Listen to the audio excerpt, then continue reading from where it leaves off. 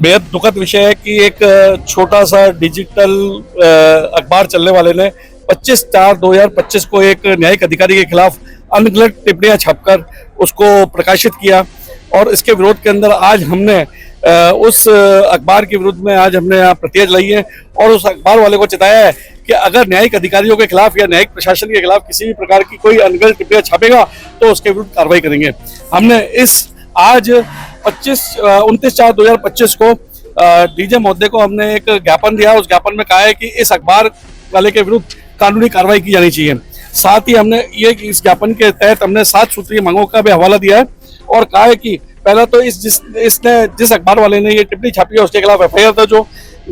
इसकी न्यायिक जांच होनी चाहिए कि किस कारण से उसने ये जो अखबार के अंदर टिप्पणी छापी है उसका कारण क्या रहा है। तीसरा हमने न्यायिक संरक्षण मांगा है कि जिस अधिकारी के विरुद्ध ये टिप्पणी छापी गई है उसको न्यायिक संरक्षण दिया जाए। चौथा, हमने इस अखबार के प्रकाशन की प्रामाणिकता, उसके उद्देश्य, उसमें प्रकाशित सामग्री के क्रम में साजिशकर्ता के विरुद्ध कार्रवाई की जाए, ये हमने मांग की है। साथ ही हमने उस अखबार वाले के विरुद्ध मानहानि एवं आपराधिक कृत्य आदि करने के लिए भी हमने सीजे साहब से इसकी मांग की है। साथ ही हमने इस न्यायिक प्रशासन को भी संबंधित को तत्काल त्वरित कार्रवाई करने के निर्देश जारी करने के लिए बात की है। इस संबंध में जो पुनर्वृत्ति वापस न हो इसलिए उस अखबार वाले के विरुद्ध सख्त से सख्त कानूनी कार्रवाई कर और इसके पीछे साजिशकर्ता कौन है उसकी भी जांच कराने देने की मांग की है। अगर ये जांच नहीं होती है तो इस अखबार वाले के विरुद्ध उग्र आंदोलन किया जाएगा। जिला बार एसोसिएशन की जो हमारी समस्त कार्यकारिणी ने मीटिंग रख के और जिस प्रकार से 25 तारीख को हमारे न्यायिक परिवार के सदस्य के ऊपर जिस प्रकार से एक राजगंगा नाम के एक अखबार में जो जयपुर में प्रकाशित होना बताते हैं, उन्होंने जिस प्रकार से जो व्हाट्सएप पे चला करके और हमारे न्यायिक परिवार के ऊपर जो हमला किया है और एक हमारे जज साहब को जो ब्लैकमेल करने, डराने और धमकाने का जो प्रयास किया, उसको लेकर के हमने आज जिला एवं सत्र न्यायाधीश महोदय के जरिए मुख्य न्यायाधिपति चीफ जस्टिस राजस्थान को हमने एक ज्ञापन दिया है और उसमें इस अखबार के खिलाफ और इसमें जो साजिशकर्ता और जो इनके षड्यंत्र में जो पीछे लोग हैं, जो इन्होंने न्यायपालिका के ऊपर जिस प्रकार से अप्रत्यक्ष रूप से हमला किया है, उनको ब्लैकमेल करने, डराने धमकाने की जो इन्होंने सोची समझी साजिश के तहत जो काम किया, उसको लेकर के जिला बार एसोसिएशन अजमेर में गहरा आक्रोश है कि आज जो न्यायिक परिवार के सदस्य पे जो इन्होंने जो हमला करके और जो ब्लैकमेल करने का जिनको उद्देश्य रहा है, उसको लेकर हमने हमारी जो 7 मांगे चीफ जस्टिस महोदय को जरिए जिला जज हमारे जो डीजे साहब के माध्यम से हमने भेजी है। उसमें प्रमुख रूप से ये कि संबंधित के विरुद्ध एफआईआर दर्ज कर उच्च स्तरीय कार्रवाई कर संबंधित साजिशकर्ताओं के विरुद्ध कार्रवाई की जावे, उनका पर्दाफाश किया जावे। इस संबंध में उच्च स्तरीय न्यायिक जांच करने के आदेश पारित किए जावे। न्यायपालिका के संबंध में प्रकाशित आलेख में तथाकथित राजगंगा डिजिटल एडिशन की प्रामाणिकता की जांच की जावे। वे दोषी पाए जाने पर संबंधित पर इन्हें संरक्षण देने वालों के विरुद्ध कठोर कार्रवाई करने की कार्रवाई भी की जाए। तीसरा है, इस संबंध में संबंधित न्यायिक अधिकारी को न्यायिक संरक्षण व सुरक्षा भी उपलब्ध कराई जाए ताकि न्यायिक प्रक्रिया के संबंध में आम जन का विश्वास बना रहे। चौथा है, इस संबंध में संबंधित आलेख के प्रकाशन की प्रामाणिकता, उसका उद्देश्य, उसमें प्रकाशित सामग्री के क्रम में साजिशकर्ताओं के विरुद्ध कार्रवाई की जाए। पांचवा है, इस संबंध में आलेख में न्यायपालिका की गरिमा, साख, उससे जुड़े तमाम लोगों के क्रम में मानहानि, आपराधिक कृत्य इत्यादि के संबंध में सख्त कार्रवाई की जाए। छठा, हमने मांग की है कि इस संबंध में स्थानीय न्यायिक प्रशासन को भी संबंधित को तत्काल त्वरित कार्रवाई के निर्देश जारी किए जाए। और